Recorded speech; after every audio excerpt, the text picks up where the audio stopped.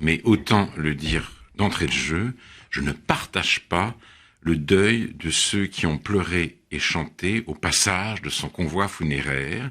Loin de moi, cependant, l'idée de mépriser leur chagrin.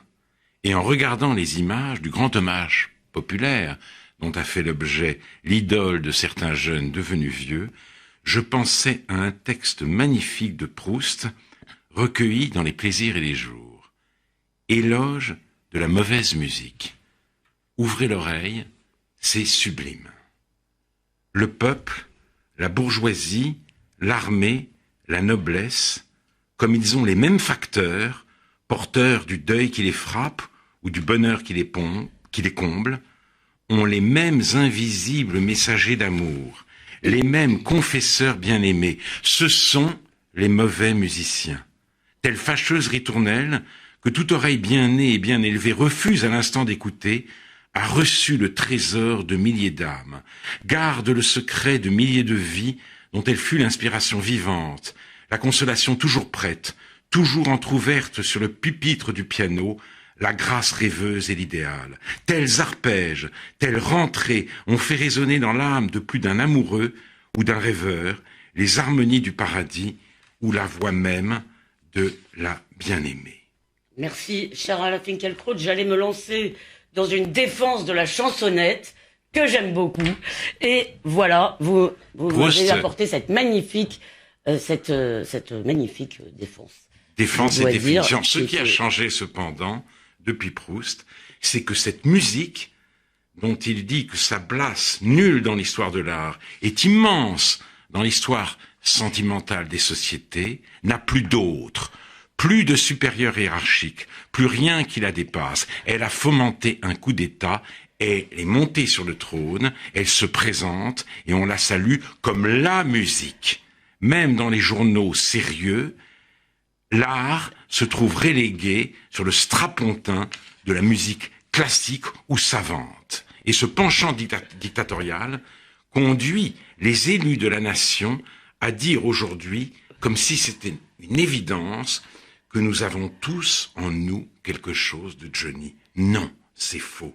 Nous sommes un certain nombre, dans toutes les classes sociales, à n'avoir rien en nous de Johnny. Les uns, parce qu'ils se fichent des ritournelles et qu'ils sont insensibles à l'extase du rock. Les autres, parce que leur romance, leur rengaine à eux, c'était Barbara, Léo Ferré, c'est aujourd'hui Camille, ou parce que c'est aux Beatles surtout que sont attachés leurs rêves ou leurs souvenirs.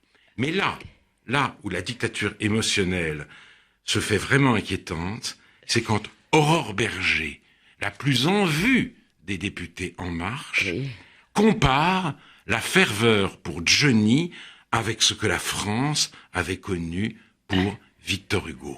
Je vais vous faire hurler, mais je ne compare pas les deux. Je vais vous faire hurler, mais si vous voulez, dans cette espèce de truc vraiment populaire pour le coup. De gens dont beaucoup n'étaient pas parisiens d'ailleurs, d'après ce que j'ai pu voir. Si vous voulez, il y a peut-être quelque chose de commun. Certes, les prostituées ne se sont pas hier données à Paris, mais...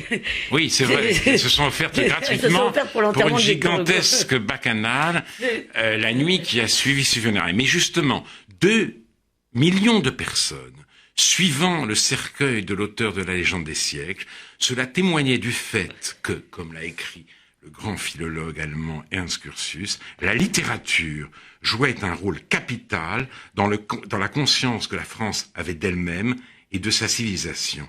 C'était aussi pour son rôle politique.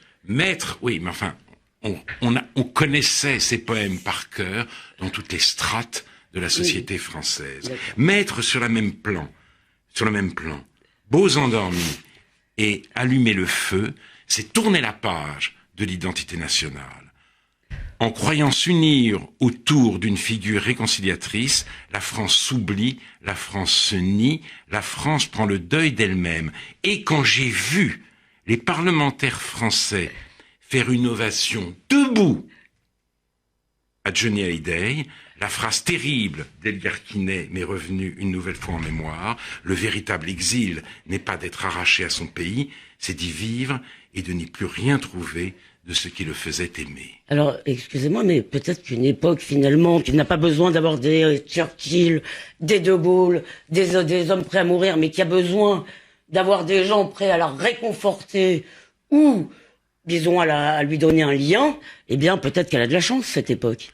Mais justement, je répète, ce qui me heurte, ce n'est pas l'émotion des fans, même si je n'en suis pas, c'est d'entendre, et là, je vous réponds, le président de la République dire que Johnny Hallyday est un héros français et qu'il doit être célébré à ce titre car notre pays a besoin de héros. Comment le chef de l'État ose-t-il parler ainsi au sortir d'un siècle qui nous a fait redécouvrir, bien malgré nous, le sens de l'héroïsme? Les Lumières avaient affirmé la supériorité des valeurs pacifiques et des progrès de la civilisation sur l'instinct belliqueux. Souvenons-nous de la phrase de Voltaire. J'appelle grands hommes ceux qui ont excellé dans l'utile et l'agréable. Les saccageurs de province ne sont que héros. Mais il y a eu Hitler. Et face à lui, l'appel du 18 juin, la deuxième DB et l'armée des ombres. Les baby-boomers et les successeurs ont été dispensés d'héroïsme. Nous avons été dispensés d'héroïsme. La modestie s'impose donc. Et il y a quelque chose de sacrilège à désigner du même mot que Pierre Brossolette ou Jean Moulin un homme qui ne pratiquait même pas le civisme fiscal. Cet égarement de l'admiration, cette incapacité de pleurer Johnny Hallyday, qui n'en peut mais, sans l'hugoliser et sans l'héroïser, témoigne d'une totale fermeture à la transcendance. Tout se mélange désormais, tout se confond, tout revient au tohu-bohu originel. À l'église de la Madeleine, des guitaristes ont joué dans l'église de la Madeleine. Des guitaristes ont joué des airs de Johnny. Moi, j'ai entendu ça toute ma jeunesse dans les églises, dans les églises post-68 arts, dont on jouait de la gratte. Et l'église et le public battaient des mains. Et ça m'a évoqué cette réflexion de La Bruyère, dans le chapitre des caractères intitulé « De quelques usages ». Les belles choses sont moins hors de leur place. Les bienséances mettent la perfection et la raison met les bienséances. Ainsi, l'on n'entend point une gigue à la chapelle, ni dans un sermon les tons de théâtre. L'on ne voit point d'images profanes dans les temples, un Christ par exemple et le jugement de Paris dans le même sanctuaire, ni à des personnes consacrées à l'église, le train et l'équipage d'un cavalier. Cette bienséance n'a plus cours, l'indistinction règne, et on ne peut même pas lui attribuer le mérite d'homogénéiser la nation. Le petit peuple des petits blancs est descendu dans la rue pour dire adieu à Johnny. Il était nombreux et il était seul.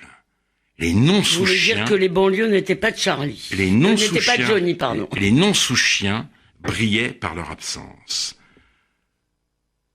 Le divertissement, autrement dit, prend presque toute la place, mais il ne fait plus lien.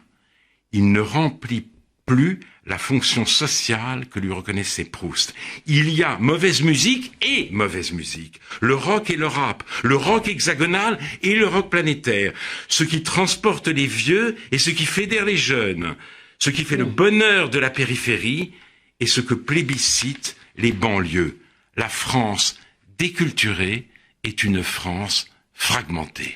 Pas sur les vieux et les jeunes. Pardonnez-moi, ça je vais vous contester. Vous avez raison de dire que là, si vous voulez, il y a un rap blanc et il y a un rap noir aux États-Unis aussi. Et Eagles of Death Metal, par exemple, c'est vraiment de la musique blanche en fait aux États-Unis. Donc ça, vous avez raison. Mais et c'est vrai pour Johnny. Comment vous l'expliquez en fait que Johnny, ça marche pas dans nos banlieues? Ça marche pas dans nos lieux, ça marche pas non plus dans les autres pays. C'est un rock.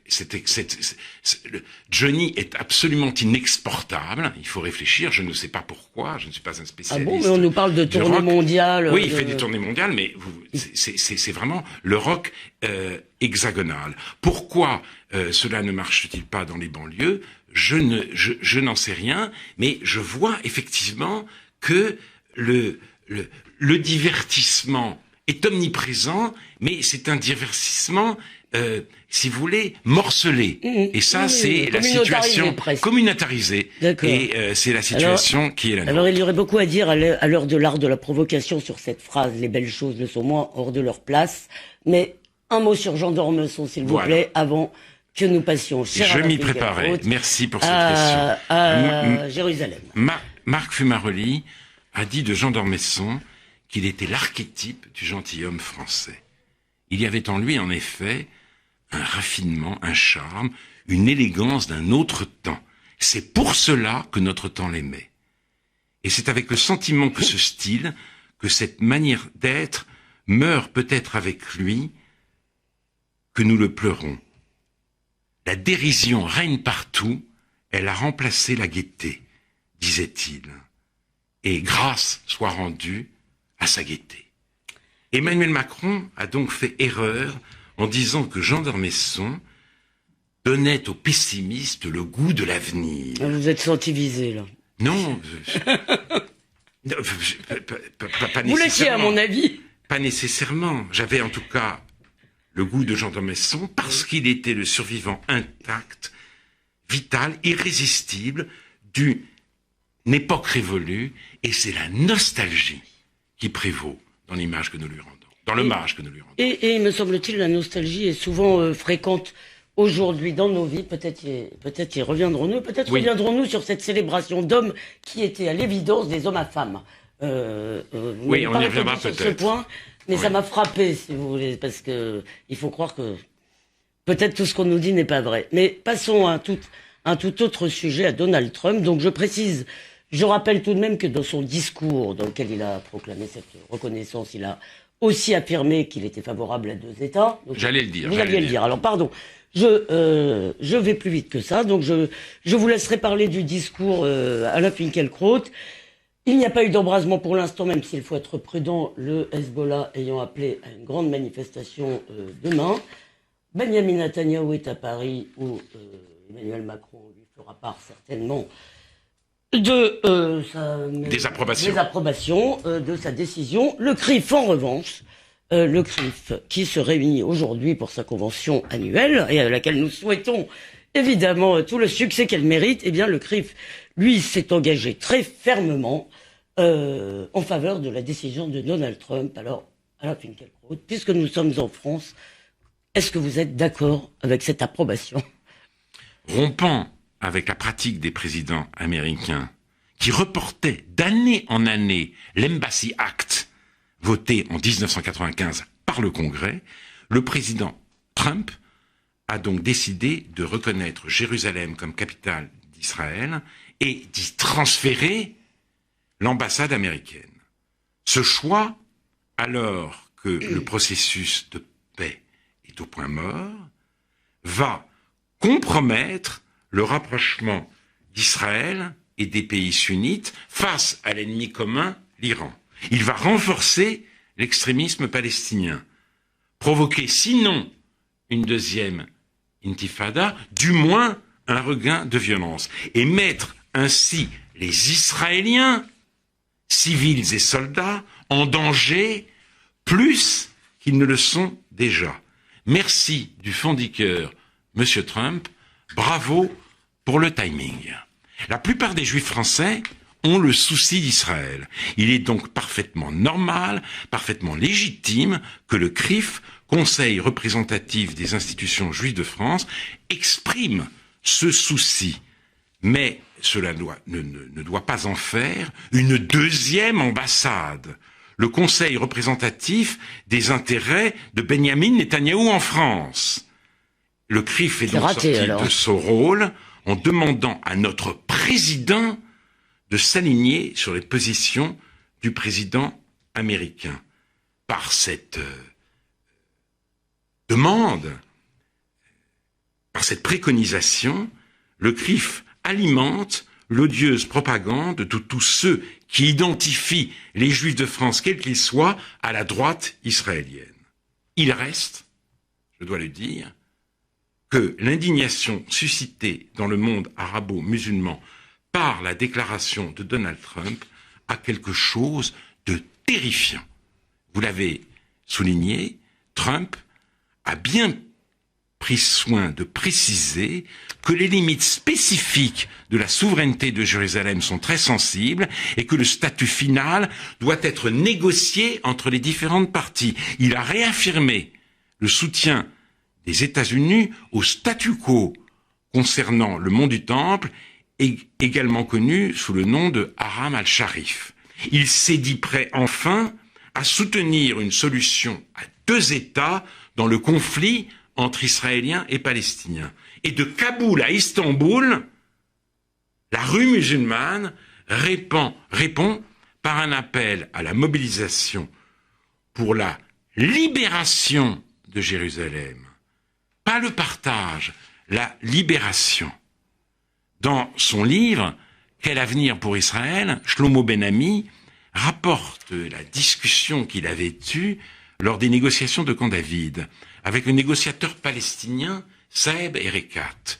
Nous avons débattu de la question du temple, car le représentant palestinien prétendait que le temple n'avait jamais existé, que tout cela n'était qu'une blague. Ce négationnisme, vous l'avez dit, a été tout récemment officialisé, homologué par une résolution de l'UNESCO récusant tout lien historique entre les Juifs et Jérusalem. Je suis donc aujourd'hui partagé entre 2 craintes, 2 désolations, celle que m'inspire l'imbécilité de la politique américaine, celle que m'inspire le fanatisme islamique. D'accord, mais en même temps, les Israéliens eux-mêmes, quand ils vous disent Israël, capitale unifiée et de l'État d'Israël, ne font pas vraiment droit non plus. Vous ne pouvez pas, si vous voulez dire que d'un côté les Arabes ne veulent pas partager Jérusalem, quand on entend les Israéliens parler, ils n'ont pas l'air de vouloir la partager non plus. Les Israéliens, bien sûr qu'il y a l'accès aux lieux religieux, c'est tout à fait vrai, et ça n'était pas le cas sous souveraineté arabe. Mais il n'empêche que les Israéliens ne font pas droit à cette demande palestinienne. Oui, non, mais les Israéliens, il ne faut pas dire les Israéliens. Les Israéliens sont divisés. Oui. Tous les Israéliens, ou la plupart d'entre eux, voilà.